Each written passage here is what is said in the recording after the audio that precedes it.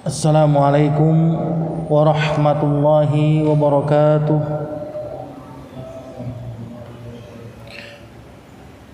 Bismillah, alhamdulillah, wassalatu wassalamu ala rasulillah nabiyina al-karim al-mustafa wa mawala Sayyidina Muhammad ibn Abdillah salatullahi wassalamuhu ballagha risalah wa addal amanah wa nasahal ummah wa jahada fillahi haqqa jihadih hatta tarakana alal bayda lailuha kanahariha la yazigu anha illa halik.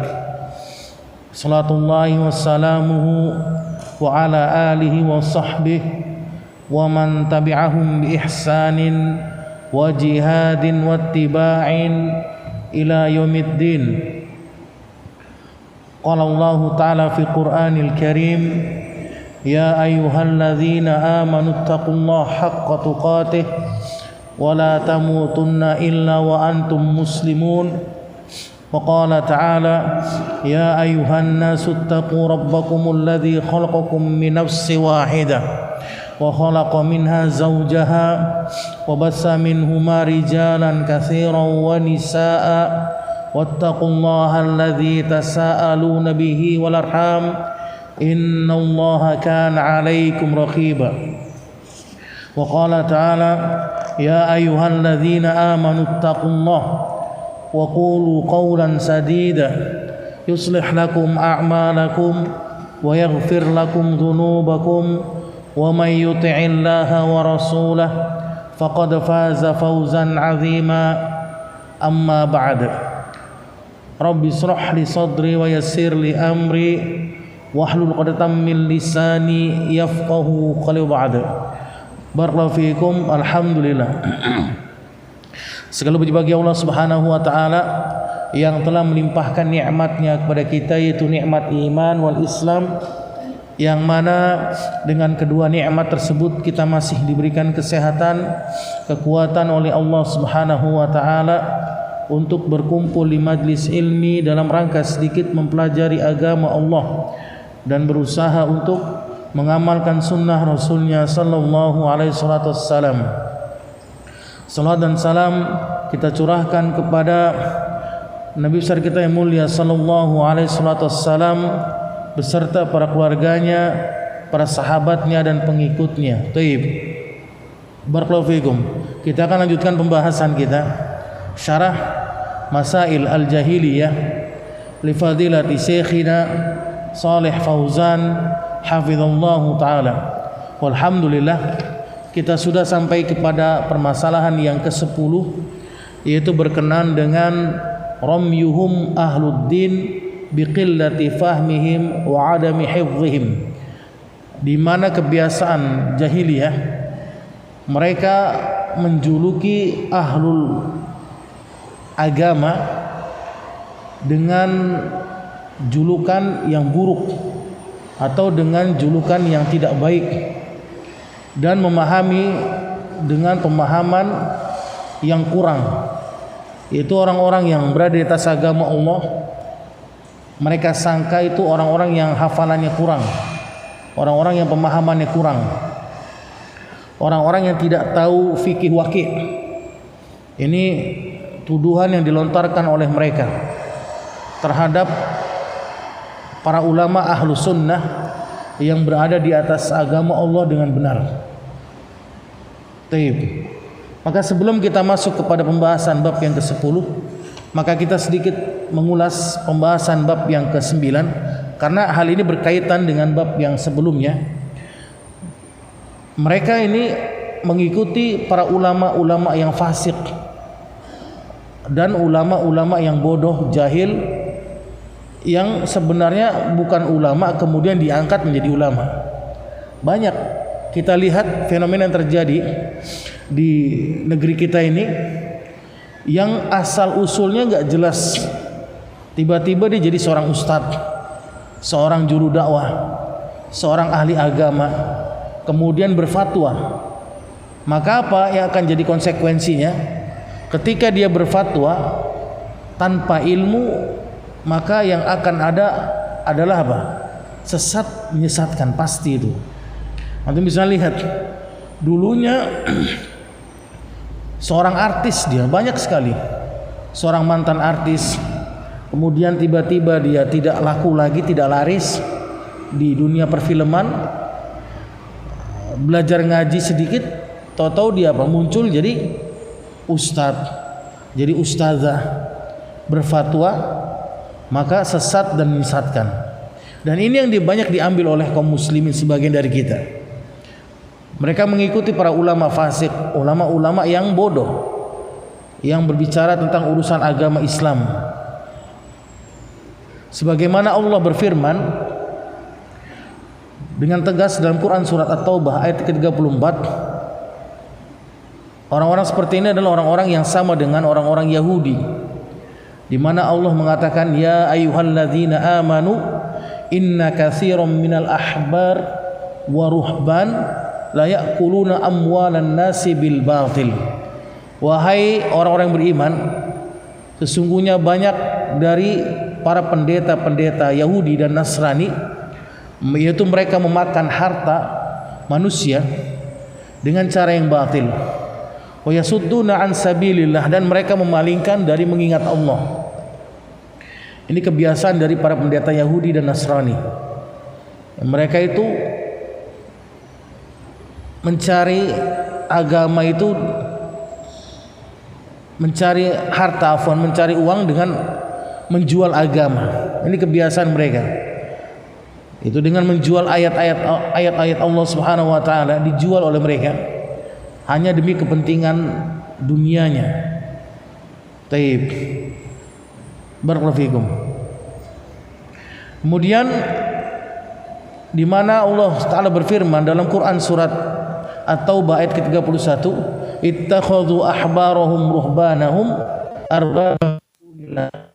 Mereka orang-orang Yahudi menjadikan para rabi-rabi mereka, yaitu pendeta-pendeta mereka, arbaba min dunillah, tandingan, sesembahan selain Allah Subhanahu wa taala, di mana mereka menghalalkan apa yang diharamkan oleh Allah, kemudian mereka mengharamkan apa yang dihalalkan oleh Allah Subhanahu wa taala. Ini kebiasaan mereka ini. Maka kalau ada orang muslim atau seorang dai yang menghalalkan yang diharamkan oleh Allah, kemudian mengharamkan yang dihalalkan oleh Allah, maka sama dengan mereka, sama dengan para pendeta-pendeta Yahudi dan Nasrani. Taib. Kesimpulan yang bisa kita ambil pada pembahasan bab yang ke-9, maka disimpulkan oleh Syekh Shalih Fauzan hafizallahu taala, beliau mengatakan, fa akhdhu aqwalil ulama wal ubbad qadiyatan musallamah. Mengambil perkataan para ulama dan ahli ibadah adalah masalah yang lumrah. Ini masalah yang menjadi biasa bagi kaum muslimin. Di tengah-tengah kita ini udah hal yang biasa. Seorang yang dikatakan ahli agama kemudian diambil perkataannya. Timbangannya apa kata mereka? Maka Syekh menekankan duna ardin minal kitabi wa sunnah, tanpa mengembalikan kepada Al-Quran dan sunnah yang sahih. Ini sudah hal yang biasa bagi kita. Wahia tariqatu ahlil jahiliyah, dan ini termasuk dari jalannya orang-orang jahiliyah. Jadi nanti antum bisa melihat fenomena yang terjadi di tengah-tengah kita kaum muslimin, yang dimana jika ada seorang dai atau seorang ustadz atau seorang yang dialimkan oleh manusia kaum muslimin, kemudian dia berfatwa, kemudian diambil perkataan fatwanya oleh sebagian besar kaum muslimin tanpa menyesuaikan atau mengembalikan kebenarannya menurut Al-Quran dan sunnah yang sahih, maka ini adalah jalannya orang-orang jahiliyah, sama dengan mereka. Alladzina ittakhadhu ahbarahum wa ruhbanahum arbaban min dunillah, yang dimana mereka menjadikan pendeta Yahudi dan Nasrani mereka sebagai tandingan-tandingan sesembahan selain Allah. Jadi tanpa disadari oleh kita apa? Kita menjadikan mereka ini sebagai tandingan sesembahan selain Allah, ini tanpa disadari. Siapapun dia mengatasnamakan dirinya sebagai salafi misalkan, contohnya berjubah salafi, hakikatnya dia bukan salafi.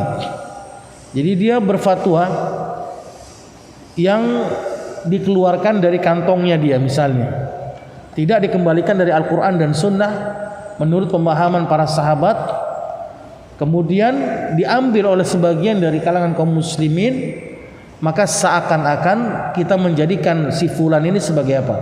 Tandingan sesembahan selain Allah. Ini bahayanya, ini besar ini, termasuk dari kesyirikan, yaitu menjadikan tandingan sembahan selain Allah Subhanahu wa taala. Ini kesimpulan dari pembahasan bab yang ke-9. Baik, kita masuk pada pembahasan bab yang ke-10. Qala al-muallif rahimahullahu taala, berkata muallif al-Imam Muhammad At-Tamimi rahimahullahu taala, al-mas'alatul 'ashirah, permasalahan yang ke-10, al-istidlalu ala butlanid din biqillati afhami ahlihi wa adami hifdhihim, di mana mereka berargumentasi atas batilnya agama Islam yang mulia ini dengan sedikitnya pemahaman ahlul ilmi. Ini hujah mereka. Jadi mereka apa? Menjuluki ahlul ilmi dengan julukan yang parah, yaitu sedikit pemahaman agamanya. Wa adami hifdzihim, dan sedikit pemahaman hafalan yang ada pada mereka. Sebagaimana Allah berfirman di dalam surat Hud ayat ke-27, ini kisahnya tentang orang-orang musyrikin yang mereka merendahkan, menghina Nabi dengan pengikutnya dengan mengatakan apa? Badiyar ro'i. Mereka orang-orang yang mengikuti ajaran agama nabinya mereka itu seperti apa? Orang-orang yang dangkal pemikirannya, orang-orang yang lemah, orang-orang yang hina. Ini kaumnya Nabi Nuh, antum bisa lihat nanti. Jadi kaumnya Nabi Nuh ini apa? Menuduh Nabi Nuh dan pengikutnya ini orang-orang yang lemah, orang-orang yang hina. Antum bisa bayangkan di sini, nabinya aja digituin oleh mereka.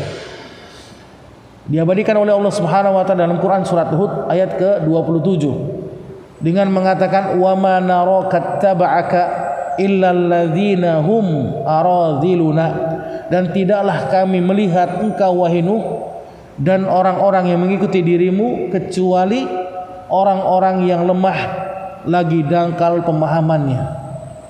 Sudah lemah, kemudian apa? Pemahamannya dangkal. Jadi Nabi Nuh ini dengan pengikutnya adalah orang-orang yang bodoh, orang-orang yang dungu, orang-orang yang jahil, yang nggak ngerti tentang urusan dunia ini, nggak paham. Ini sampai sekarang antum bisa lihat tuduhan-tuduhan dilemparkan oleh mereka kepada Syekh Fauzan, ini parah sekali tuduhannya, dengan mengatakan ulama togut, ulama penjilat pemerintah, kemudian ulama haid dan nifas, kemudian ulama yang tidak faham kecuali masalah istijmar. Atau tahu istijmar? Bersuci dengan batu, itu dikata istijmar. Jadi orang-orang salafi yang kata mereka itu, yang mereka tuduhkan ini adalah orang-orang yang enggak faham fikih waki. Orang-orang yang tidak faham tentang masalah dakwah yang terjadi pada umat Islam ini. Bahkan mereka berani menuduh para salaf dengan tuduhan salaf itu aslam, lebih selamat saja. Tapi kholaf adalah orang yang a'lam wa ahkam, kata mereka. Ini tuduhan yang keji. Anda bisa lihat di kitab-kitab mereka. Mereka berani menyimpulkan dan mereka berani berkeyakinan para kholaf yang ada pada abad sekarang ini itu generasi a'lam wa ahkam, lebih faham dan lebih bijaksana dalam melihat urusan agama di tengah-tengah kaum muslimin yang terjadi ini. Adapun generasi salaf adalah generasi yang aslam saja, lebih selamat. Jadi kalau kita ikut kepada salaf ini selamat. Tapi mereka tidak faham dan tidak bijaksana dalam menilai, menimbang masalah urusan agama. Antum pernah dengar nggak ini? Pernah dengar nggak? Ini cacian atau lontaran yang mereka lontarkan terhadap para salaf, generasi salaf terdahulu. Faham nggak itu maksudnya di sini? Ngerti nggak? Faham nggak? Jadi mereka ahlul bid'ah di sini mereka melontarkan tuduhan yang keji. Mereka katakan kalau mau ikut generasi khalaf, kata mereka. Kenapa? Karena generasi khalaf itu apa? Generasi yang ada pada saat ini. Ini dikatakan khalaf. Para alim ulama yang ada pada akhir zaman itu dikatakan khalaf. Kata mereka kalau mau selamat ikut generasi khalaf. Kenapa? Karena generasi khalaf adalah generasi yang a'lam wa ahkam, yang lebih mengetahui dan yang lebih bijaksana dalam urusan agama Islam di tengah-tengah kaum muslimin. Kemudian tuduhan mereka apa? Orang salaf ini nggak tahu kondisi keadaan kita sekarang ini, kata mereka. Orang salaf ini taunya apa? Itu dulu, kata mereka. Yang sekarang kalau dulu. Tuduhan mereka itu yang kedua.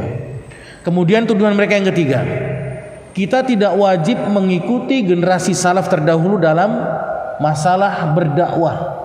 Fikul waqi yang ada pada saat ini berbeda dengan fikul waqi yang ada pada saat generasi salaf terdahulu. Ini subhat yang ketiga yang mereka lontarkan. Padahal kalau antum lihat, bisa kita bantah dengan perkataan Imam Malik ibn Anas rahimahullahu ta'ala. Di dalam perkataan beliau yang begitu indah, beliau mengatakan di tengah-tengah muridnya, la yasluh akhir hadhil ummah illa bima saluha awwaluha. Tidak akan benar, kata Imam Malik, umat akhir ini kecuali mereka mengikuti para pendahulu mereka dalam beragama. Jadi kita tidak akan pernah mungkin benar berjalan di atas jalan yang hak kecuali kita mengikuti siapa? Para salaf terdahulu. Jadi orang-orang khalaf ini yang sekarang ini, kewajiban kita ini apa? Hanya jiplak saja. Anda tahu jiplak kan? Hanya mengkopi saja, nggak boleh lebih, tidak boleh lebih. Apa yang dikerjakan oleh mereka kita ikuti. Apa yang ditinggalkan oleh mereka kita tinggalkan. Ini generasi khalaf yang sekarang. Makanya dibantah oleh Syekhul Islam Ibnu Taimiyah perkataan mereka dengan mengatakan salaf aslam wa madhabul khalaf a'lam wa ahkam, kata mereka. Madhabus salaf, kata mereka, adalah madhab yang selamat. Adapun madhab khalaf adalah madhab yang lebih faham dan lebih bijaksana. Ini adalah perkataan yang dusta.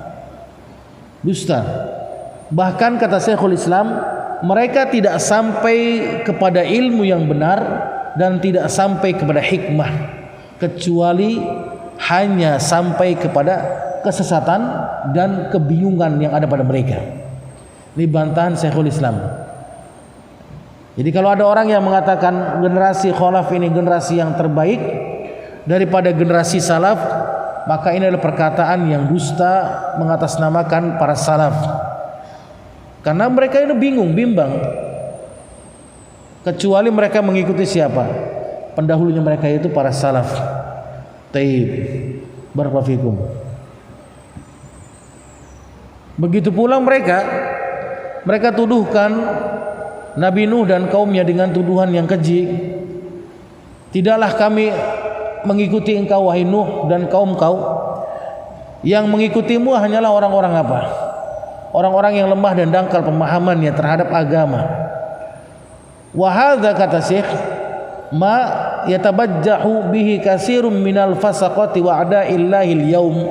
Dan hal inilah banyak yang disombongkan, kebanyakan dari orang-orang yang fasik dan musuh-musuh Islam pada abad ini, kata Syekh.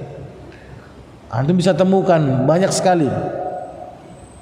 Siapa itu kata mereka? Siapa itu Fauzan? Siapa itu Albani? Albani itu cuma tukang jam doang, gurunya nggak ada kata mereka. Antum bisa lihat, cek di dalam YouTube-nya. Albani itu gurunya cuma 3 katanya. Dia servis jam, belajarnya nggak jelas katanya. Kemudian dia katakan, kita juga bisa untuk mentahrid hadis seperti Albani, lebih bagus dari Albani katanya. Jadi mereka itu bagaimana cara untuk menjatuhkan orang-orang terdahulu, para ulama besar, itu dengan menjatuhkan karakternya. Ya, dengan menjatuhkan karakternya maka akan hilang. Tapi tidak akan mungkin bisa seorang itu menanduk gunung yang besar. Tidak akan pernah bisa mungkin. Kecuali akan sakit kepalanya.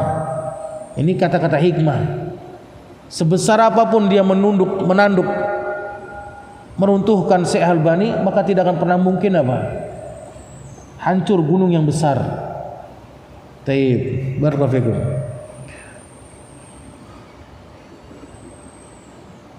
Dan mereka melecehkan siapa sini? Kaum muslimin dan para ulama-ulama yang berada di atas yang hak, bi annahum ma indahum fahmun wala bu'dun nazar. Para ulama yang berada di atas sunnah dikatakan orang-orang yang enggak punya pemahaman dan pandangannya itu tidak jauh. Pandangannya itu hanya sebatas bisa dilihat oleh kita. Jadi enggak secara jauh oleh mereka. Kemudian mereka menghinakan, merendahkan para ulama dengan berkata dusta. Wahum laisu ahlul ma'rifah. Mereka bukan dikatakan sebagai ahlul ma'rifah. Li'annahum yanzuruna bi nurillahi jalla wa ala. Ya, mereka menuduh orang-orang yang di atas sunnah ini mereka tidak dengan cahaya Allah.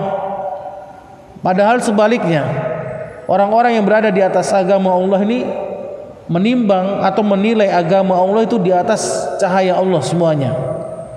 Kemudian mereka, orang-orang yang berada di atas agama Allah, mereka menyeru dengan seruan yang apa yang telah disunnahkan, diajarkan oleh Allah dan Rasulnya, melarang apa yang telah dilarang oleh Allah dan Rasulnya. Wala syakka anal ulama al-amilin hum afdalun nas ba'da rusul. Dan tidak diragukan lagi oleh Syekh, para ulama yang mengamalkan ilmunya ini lebih mulia dari semua manusia setelah Rasul. Sebagaimana dijelaskan dalam hadis yang sahih, fadlul alim 'alal 'abidi ka fadlil qamari 'ala sairil kawakib.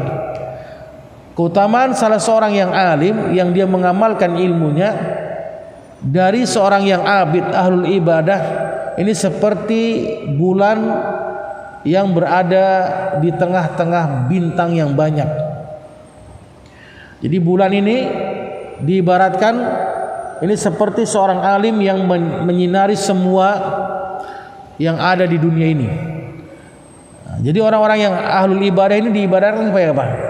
Sebagai bintang-bintang yang berada di langit. Jadi lebih utama siapa di sini? Lebih utama dikatakan sebagai ahlul ilmi yang dia mengamalkan ilmunya. Fala yatanaqqasul ulama wa yatamimuhum biqasrin nazar wa adamil fahmi. Maka tidak akan pernah berkurang kemuliaan para ulama dan tuduhan-tuduhan yang mereka lontarkan dengan menghinakan atau merendahkan para ulama dengan tuduhan tidak adanya pemahaman, illa man huwa syabihun bi ahlil jahiliyah, kecuali mereka menyerupai ahlul jahiliyah. Taib. Kesimpulannya apa yang antum bisa fahami pada pembahasan bab yang 10 ini? Apa? Yang pertama, kita dapat ambil faidah pada pembahasan yang pertama ini, kebiasaan ahlul bid'ah dan pengekor hawa nafsu, di mana mereka menjelekkan ahlu sunnah dan para ulamanya. Ini kebiasaan mereka. Hujahnya apa? Tadi dalam Quran surat Hud ayat ke-27, di mana orang-orang musyrikin mereka menjelekkan siapa di sini? Nabi Nuh dan kaumnya, dengan mengatakan, tidaklah kami melihat engkau dan pengikutmu kecuali orang-orang yang lemah dan dangkal hafalannya. Baik. Kemudian faedah yang kedua, cara untuk meruntuhkan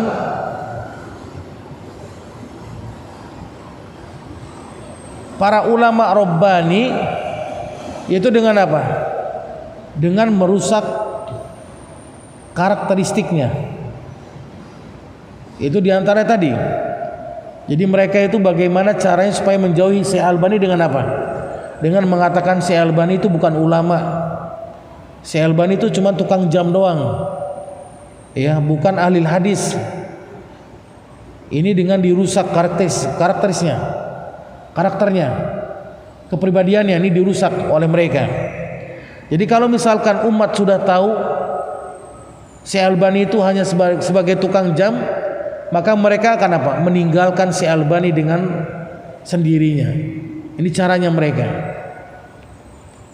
Taib. Sebagaimana kebiasaan mereka jahiliyah, di mana mereka mencela Nuh dengan mengatakan Nuh ini bodoh. Ya, Nuh ini orang yang aneh, gila. Kenapa?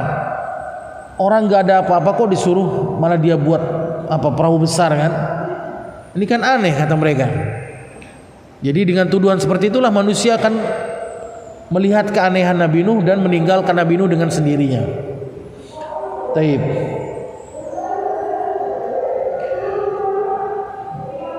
Kemudian faedah yang keempat, yang ketiga ya. Faedah yang ketiga, para ulama yang mengamalkan ilmunya lebih utama daripada seorang ahli ibadah dan semua manusia di muka bumi ini. Ini faedah yang ketiga.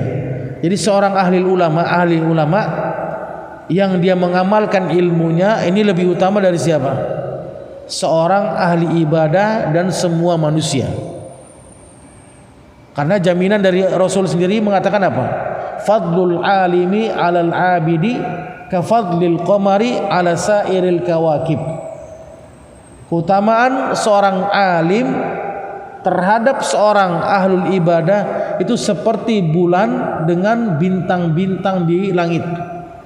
Jadi bintang-bintang ini diibaratkan sebagai siapa di sini? Seorang ahli ibadah. Bulan ini diibaratkan sebagai seorang alim yang dia mengamalkan ilmunya yang bisa menyinari semuanya. Ini seorang yang alim. Taib. Kemudian keutamaan yang keempat, faedah yang keempat, tidaklah orang-orang yang mereka menghina ulama Rabbani kecuali ada jahiliyah dalam diri mereka.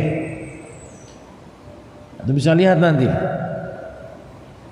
Banyak sekali di antaranya tuduhan-tuduhan yang mereka lontarkan dengan tuduhan yang keji, sematan-sematan yang mereka sematkan dengan sematan yang aneh-aneh. Seperti contohnya mereka menuduh apa? Syekh Muhammad Bazmul adalah seorang penjilat pemerintah. Syekh Muhammad Bazmul hafizallah taala, ya. Ketika Anda belajar di Mekah itu, Anda tahu Syekh Bazmul itu, Masya Allah ilmunya. Beliau salah satu pengarang kitab Syarah Sifat Salat Nabi. Ini dikatakan sebagai seorang penjilat pemerintah, ya. Jadi mereka mengatakan orang-orang Khawarij merah jambu, kata kita ini, mereka ini malu-malu ini. Jadi orang-orang Khawarij merah jambu ini orang-orang yang mereka tidak berani terang-terangan mengkafirkan pemerintah. yang ada di Indonesia ini. Maka kita katakan mereka adalah orang-orang Khawarij merah jambu. Ya. Mereka mengatakan, menuduh Syekh Muhammad Bazmul dengan tuduhan yang keji, dengan menyebut bahwasannya Syekh Bazmul adalah seorang ulama yang penjilat terhadap pemerintah rezim Saudi. Rezim Saudi kata mereka. Banyak sekali tuduhan-tuduhan lain. Tapi yang anehnya, yang aneh bin ajaibnya apa? Mereka tidak berani menyenggol Syekh Saleh Fauzan. Gak ada yang berani menyenggol Syekh Saleh Fauzan. Aneh sekali. Makanya Allah berikan kemuliaan Syekh Fauzan itu, ya, dibanding para ulama yang lainnya. Syekh Sulaiman Ar-Ruhaili dijauhkan oleh mereka. Kemudian banyak sekali Syekh Muhammad Madkhali, kemudian yang lainnya, kecuali Syekh siapa? Saleh Fauzan Al-Fauzan hafizallahu taala. Karena mereka tahu tidak akan pernah mungkin mereka bisa apa? Menyeruduk gunung yang besar. Gak akan pernah mungkin mereka bisa. Taib.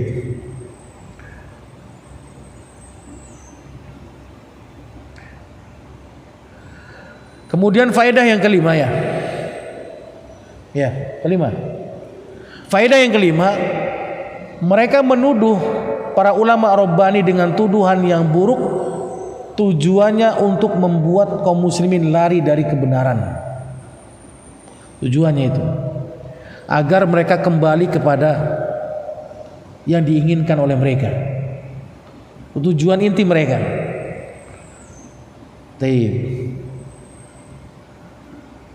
Dan faedah yang terakhir yang bisa kita ambil pada pembahasan bab yang ke-10, antum harus tahu sini ikhwan, ya.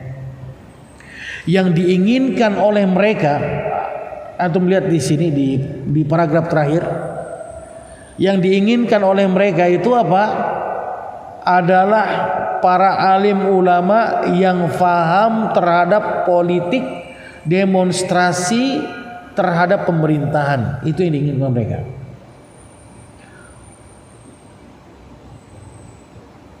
Jadi para ulama sekarang ini yang mereka katakan seperti Syekh Fauzan, Syekh Sulaiman Ruhaili, kemudian yang lainnya, Syekh Luhaidan dan sebagainya, ini dikatakan para alim ulama yang hanya mengerti tentang masalah haid dan nifas. Kemudian para ulama yang hanya mengerti tentang masalah sebagian masalah fikih, tidak faham masalah fikih waqi. Kata mereka, yang dimaksud fikih waqi ini di apa kata mereka? Fikih waqi yang yang tujuannya adalah politik, siasah, demonstrasi terhadap pemerintahan. Itu dikatakan oleh mereka fikih waqi yang ada pada saat ini. Ya, itu yang diinginkan oleh mereka. Demonstrasi besar-besaran, harga naik, kemudian mereka turun ke jalan, kemudian mereka mengucapkan kalimat kotor, kemudian mereka apa? Berani berkata buruk terhadap pemerintahan. Ini yang diinginkan oleh mereka. Padahal kita tahu kaidah mengatakan luhumul ulama masmumah. Dagingnya para ulama ini racun. Ini kaidah baku. Siapa saja seorang muslim yang dia menghina, menjatuhkan para ulama dari martabatnya sebagai ulama, maka dia akan mendapatkan kehancuran.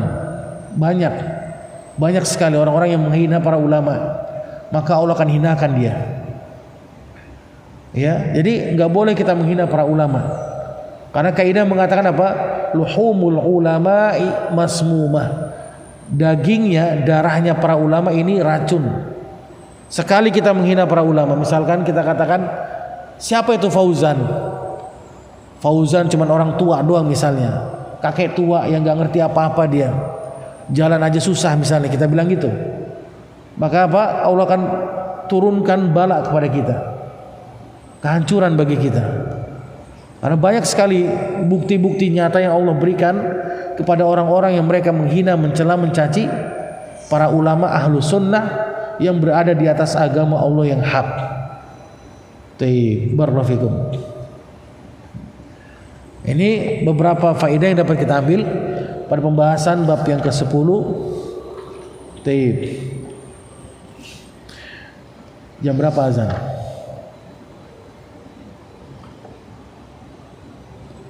Berapa menit lagi azan? 10 menit lagi. Bagaimana kalau tanya jawab?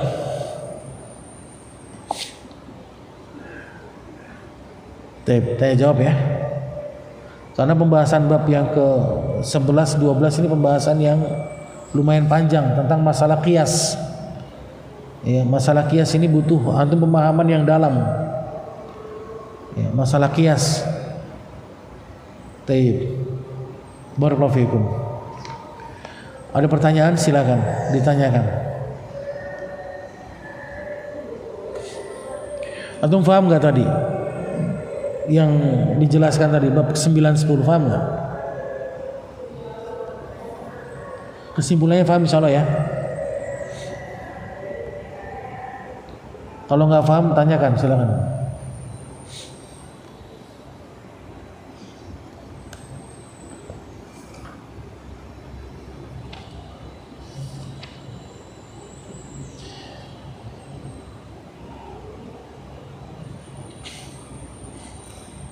Tanyakan. Iya, silakan.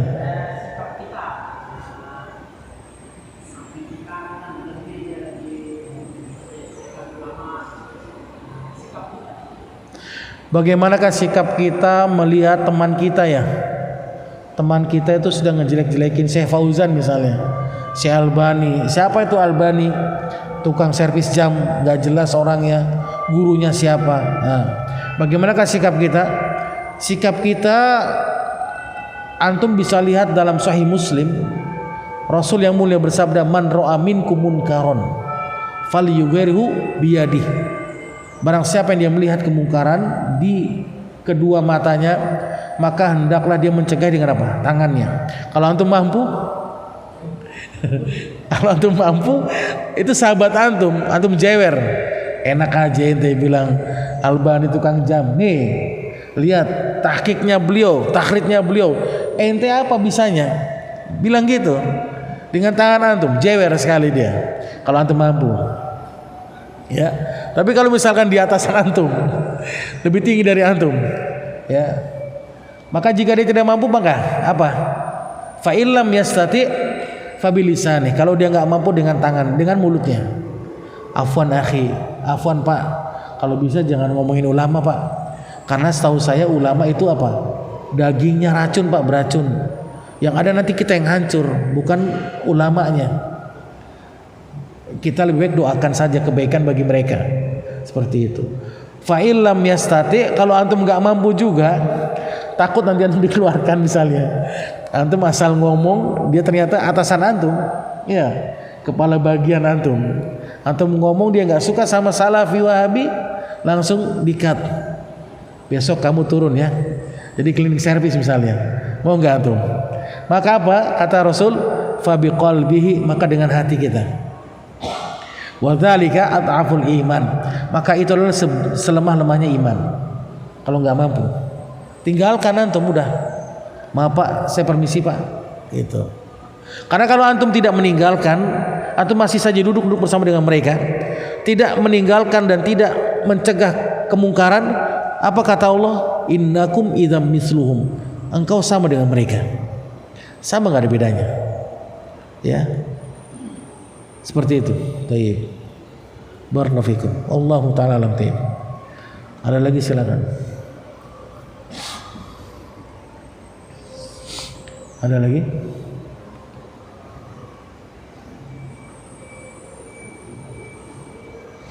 Contohnya ada orang yang menghina Ustadz Yazid lah, gampangnya gitu, gampangnya. Siapa tuh Yazid? Nggak jelas orang misalnya.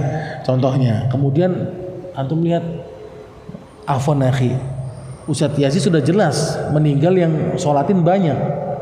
ratusan ribu. Lah antum belum tahu. Antum mati aja, Pak RT aja belum tentu sholatin antum kan, bener nggak? Pak RT aja belum tentu sholatin antum, ya kan? Antum bilang seperti itu, karena kata Rasul, barang siapa yang dia meninggal kemudian yang menyolatkan itu lebih dari 40 orang, maka akan diterima syafaatnya. Antum bisa bayangkan di situ, 40 orang yang mentauhidkan Allah, diterima syafaatnya dan diterima doanya oleh Allah, seperti itu, ya. Baik. Ini contoh mudahnya. Ada lagi silakan.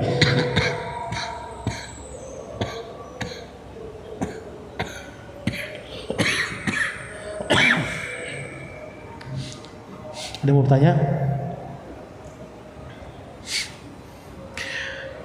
Ini baru masalah jahiliyah, belum masalah akidah nanti, belum masalah tauhid. Pusing, kayaknya ini pusing ya. Masya Allah, barakallahu. Mudah-mudahan antum istiqomah ya, istiqomah selalu. Taib. Ada yang mau tanya? Silakan.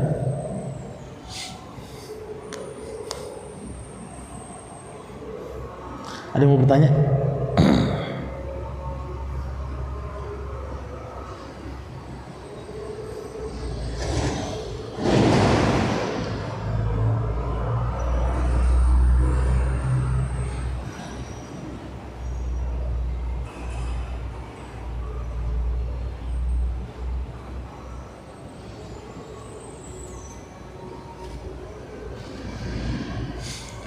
Syekh Shalih Al-Udaisi, guru anak ketika anak di Madinah dulu, anak cerita sedikit ya. Beliau seorang yang buta, tapi murid-muridnya diantaranya ada Syekh Abdul Razak Al-Abbad, kemudian yang lainnya diantara murid-murid beliau. Ini beliau mengajarkan kitab Tauhid selama 40 tahun di Nabawi. Sekarang udah wafat beliau, rahimahullah ta'ala, di Masjid Nabawi ya. Sampai muridnya itu cuma ada 8 orang. Guru besar, Anda bisa bayangkan, guru besar. Kemudian ditanyakan, kenapa Anda tidak mau mengganti judul dengan judul-judul yang lain, wahai Syekh? Kata beliau apa? Aku mengajarkan kitab Tauhid ini lebih aku sukai daripada mengajarkan yang lain. Karena pondasi kebahagiaan seorang muslim itu ada pada apa? Tauhidnya. Kalau tauhidnya benar, maka akan benar semuanya. Itu pondasi yang paling benar.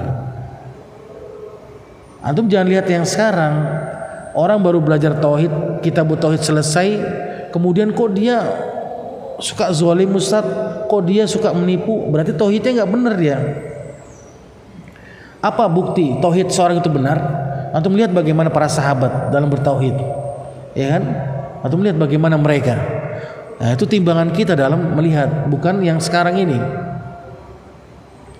Makanya kalau seorang itu sudah benar tauhidnya, maka benar semuanya. Itu dijamin. Ya, dengan orang yang bertauhid, Allah jamin baginya apa? Surga. Tanpa hisab dan tanpa azab. Itu di antara jaminan bagi orang-orang yang mentauhidkan Allah Subhanahu wa taala. Taib. Barakallahu fikum. Ada yang mau bertanya? Silakan.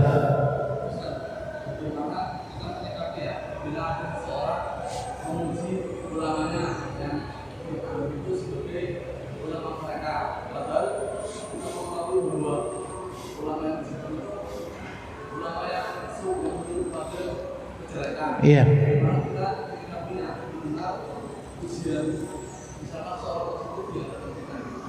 Bagaimana kita menyikapi mereka yang memuji para ulama, mereka yang ya, para ulama yang mengajarkan kesesatan, kebatilan.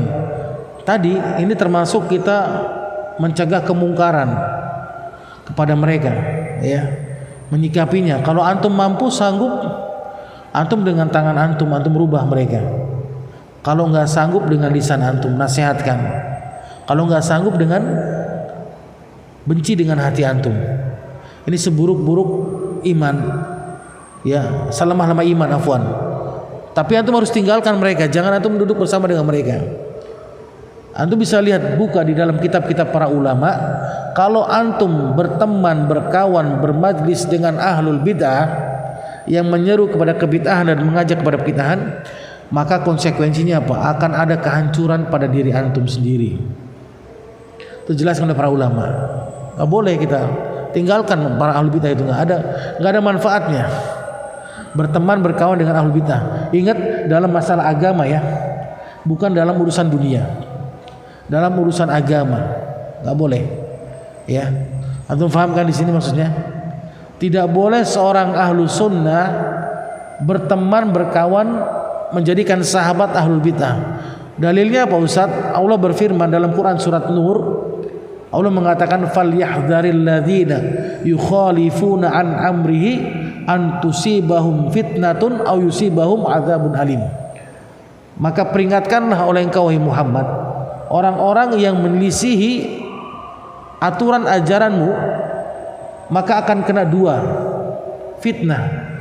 Antusibahum fitnah, yaitu mereka akan ditimpakan apa? Fitnah kejahilan, kebodohan, kemunafikan, kebid'ahan selama di dunia. Yang kedua, au yusibahum adzabun alim, atau yang kedua Allah akan berikan fitnah azab yang sangat pedih. Maka nggak boleh kita berkawan dengan ahlul bid'ah, nggak boleh. Ingat ahlul bid'ah ya, bedakan ahlul bid'ah dengan pelaku bid'ah, bedakan. Kalau pelaku bid'ah itu orang-orang awam yang nggak ngerti apa-apa, ngerti kan? Antum paham kan? Kalau pelaku bid'ah itu silakan, tapi selama dia tidak menyeru kepada kebid'ahannya, maka jauhi. Ngerti kan? Kalau dia pelaku bid'ah cuma ikut-ikutan saja, nggak ngerti dia, cuma ngekor saja kepada ustadznya, maka nggak apa-apa untuk berkawan dengan dia. Tapi kalau dia sudah menyeru kepada kebid'ahannya, ayo ikut saya yuk kemana? Wisata religi, ke makam para wali fulan, itu udah apa? Maka sudah jadinya apa? Ahlul bid'ah dia. Ya, sudah jadi ahlul bid'ah dia, menyeru kepada kebid'ahan di sini. Taib ya, seperti itu. Ya. Jadi antum nasihatkan, ingkari kemungkaran yang ada pada dirinya. Taib. Allahu taala ala wa alam. Barakallahu fikum. Ada lagi?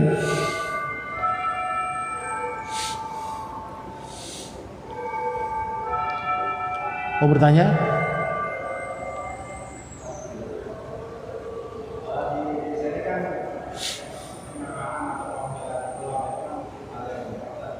Iya.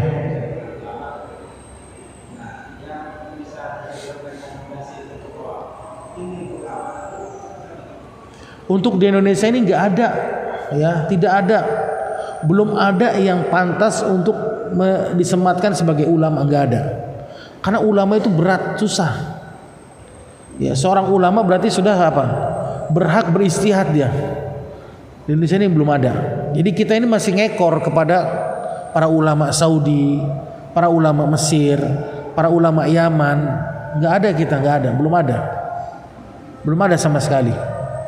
Ya, tidak ada satupun orang Indonesia ini sampai saat ini yang menjadi ulama yang di Indonesia ini ya. Hatta Ustadz Firanda, Ustadz Dasat yang di Pekanbaru yang doktor hadis ya, ini belum sampai ulama. Ustadz Yazid rahimahullah, Ustadz Abdul Hakim hafizahullah taala belum sempat, belum sampai derajatnya, masih jauh sekali.